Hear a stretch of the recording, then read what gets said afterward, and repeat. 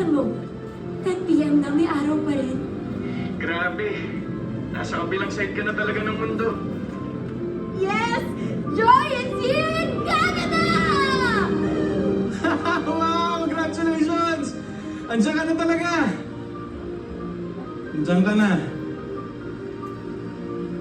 I miss my Joy here in Hong Kong. Kami din, Joy! We miss you, Joy! Oy! Miss you! Miss mo kami? Super! Miss you! Ako. Miss mo ba ako? Hindi.